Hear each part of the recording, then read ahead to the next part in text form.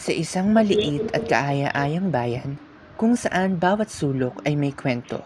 Narito si Bartleby Haynes at ang kanyang mga kaibigan, handang harapin ang mga hamon ng kinabukasan.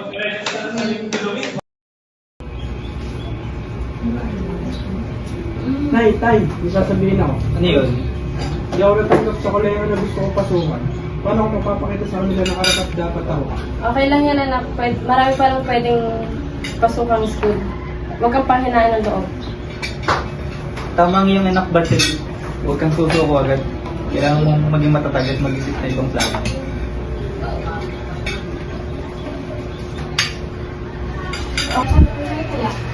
Kuya? Teka lang. Ano yun natin? May narinig ako ingay mula sa kwarto. Ayos ka lang ba? Yun ba? Wala, nag-iisip lang ako na nagagawin ko.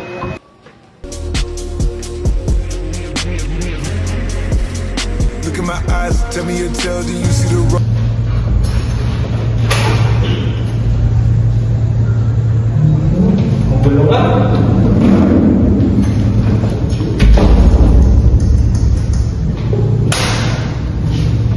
Ano kaya ang unang dapat natin gawin? Siguro kailangan natin maghanap ng mga tauhan sa mga guro para sa atin. Kailangan natin ng mga guro sa tauhan sa atin.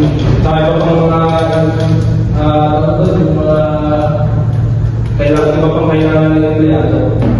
Tama ka na, Sherman. Siguro, dapat unahin natin mga dokumento para masimulan na agad natin yung proseso. Palagay ko, kailangan natin suporta ng mga kabataan.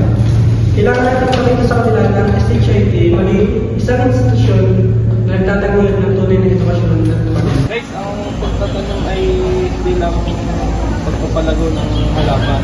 Ito ay tungkol din sa pagpapalakas ng ating komunidad at pagpapalaganap ng pagmamahal sa ating kalikasan. Ang pagluluto ay isang sining na hindi lang nagbibigay. Hindi ito ay nagbibigay ng kasiyahan at itutulog na pagkakaisa sa ating mga Ito na nga ang pag-uusig mula sa otoridad. Hindi dapat itong baliwalain. Kailangan kong patunayan na ang paaralan ko ang dapat lamang ang pagkakatiwalaan.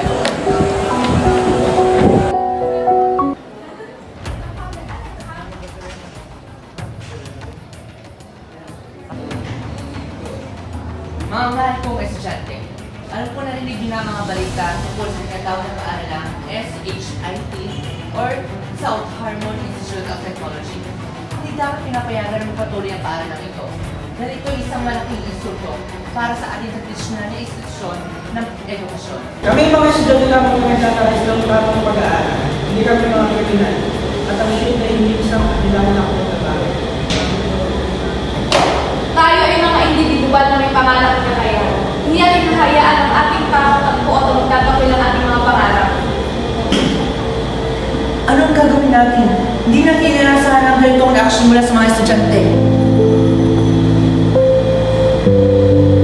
Tapos mas determinado sila.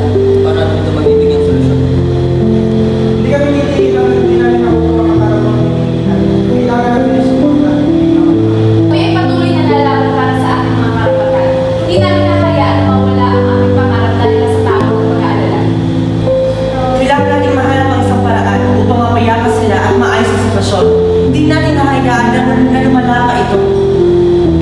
Kami ay katuwang nyo sa inyong hangarin na magkaroon ng alternatibong edukasyon. Maraming salamat po sa inyong suporta at sa pagkilala sa aming kaibigan. Ipinapangako ko po na patuloy akong lingkod sa mga estudyante at sa ating komunidad. Asahan niyo na ang tagumpay na ito hindi lamang para sa atin, kundi para din sa mga taong nagnanais ng pagbabago at pag-asa.